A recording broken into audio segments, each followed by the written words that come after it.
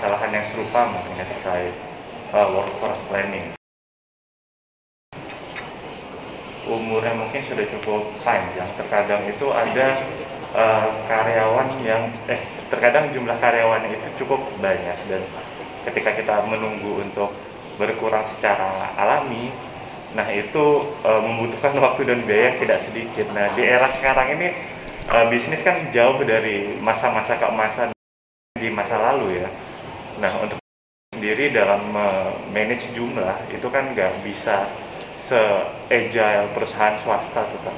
Nah, mungkin ada masukan dari Pak Yunus kira-kira untuk supaya kita bisa lebih agile, kira-kira strateginya bagaimana, dan agar kita memberikan usulan itu ke BOD agar lebih mudah untuk diterima, karena kan praktek-praktek HR yang sekarang ini kan agak kalau yang sudah cukup panjang umurnya ini agak kurang nyaman mungkin untuk dilaksanakan secara 100% secara utuh gitu Pak, seperti yang tadi Bapak presentasikan. Terima kasih Pak. Indonesia ini tantangannya besar sekali. Ya memangnya dialami di BUMN, dan tidak hanya di BUMN ya, di perusahaan-perusahaan yang old itu, waduh, itu kalau bicara pay level distribution, kalau kita bandingkan sama salary range yang kita terapkan itu masuk red zone semua. Populasi di red zone itu gede banget, kita membayar dengan lebih mahal untuk menghasilkan output yang sama kalau kita rekrut fresh graduate banyak. Dan itu sangat berbahaya buat perusahaan kita. Makanya orang itu harus tampil, dan tadi kalau menghadapi stagnasi sana sini ya memang harus sedikit berjibaku, istilah saya, harus berani tampil.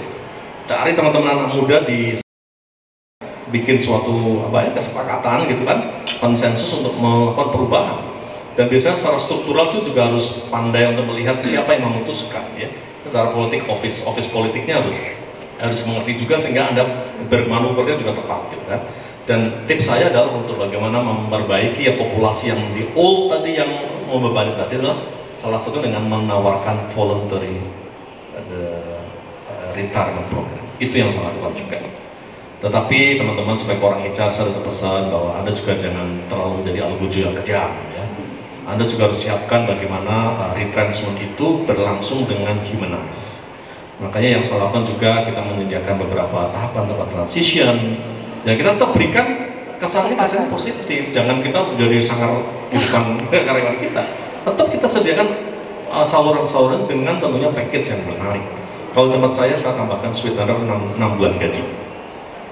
Dan itu banyak yang ikut, karena mereka ternyata juga banyak sekali yang sudah ngempet pengen berusaha sendiri, di perusahaan sudah mentok tapi dia nggak bisa keluar. Itulah kebijakan atau kebijaksanaan dari orang HR, membuka valve itu juga penting. Dan tentunya Mas Mata, Anda juga harus melihat kondisi nggak tahu persis, Anda identify, Anda potret, dan Anda berikan ya solusi yang terbaik kepada CEO. Baik, terima kasih Pak Yunus. Bagaimana